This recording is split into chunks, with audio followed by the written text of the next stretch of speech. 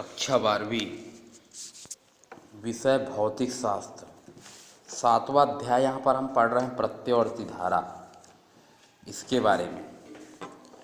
यहाँ पर सबसे पहले हम प्रत्यावर्ती धारा होता क्या चीज़ है।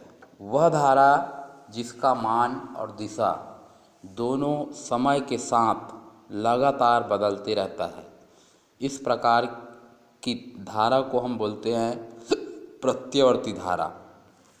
यदि प्रत्यावर्ती धारा परिपथ में केवल ओमी प्रतिरोध लगा हो तो इसके लिए कल आरेख, फ्रेजर आरेख के लिए हम निकालते हैं व्यंजक।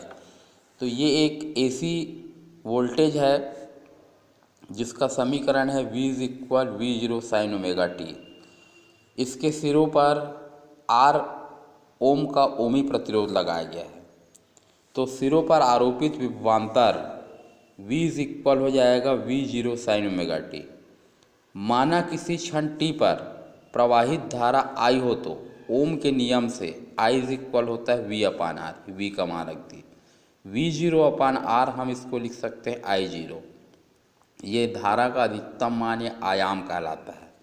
समीकरण 1 और देखिए, दोनों एक ही प्रकार के हैं। मतलब प्रत्यावर्ती धारा परिपथ में जब कोई ओमी प्रतिरोध लगा रहता है तो उसमें कलांतर जो होता है नियत होता है। ये इस प्रकार से बनेगा इसका ग्राफ। जहाँ पर वोल्टेज अधिकतम होगा उन्हीं बिंदुओं पर धारा का मान भी अधिकतम होगा, और जहाँ धारा अधिकतम होगा वहीं पर वोल्टेज भी न्यूनतम होगा। दोनों एक साथ अधिकतम होंगे और एक साथ न्यूनतम, क्योंकि दोनों समान कला में। फ्रेजर आरेख जब खींचते हैं तो वोल्टेज जो होता है इसको x अक्ष से ओमेगा टी कोण पर बनाया जाता है। हम यहाँ पर देखते हैं कि वोल्टेज और धारा दोनों समान कला में, मतलब दोनों एक ही दिशा में होगा। अधिकतम वोल्टेज और अधिकतम धारा से अक्ष y अक्ष पर खींचा गया जो लंब होता है ये इसके अधिकतम मान को दर्शाता है। अधिकतम मान को नहीं, ये दर्शाता है इसके ताक्षणिक मान को। यदि कला आरेख खींचते हैं तो कला आरेख में वोल्टेज को बनाया जाता है x अक्ष पर। धारा और वोल्टेज दोनों एक ही तरफ है, दोनों एक ही अक्ष बनेंगे। दोनों में अंतर ये है कि वोल्टेज यहाँ पर x अक्ष से ओमेगा टी कोण पर बना गया है, यहाँ पर धारा या वोल्टेज को हम x अक्ष पर बनाते हैं। तो ये हुआ ओमी प्रतिरोध। ओमी प्रतिरोध क्या होता है? जो ओम के नियम का पालन करता है उसको हम बोलते हैं ओमी प्रतिरोध। फिर उसके बाद हम पढ़ते हैं प्रतिघात। प्रतिघात और प्रतिबाधा के बारे में हम यहाँ पर पढ़ेंगे। तो प्रतिरोध क्या होता है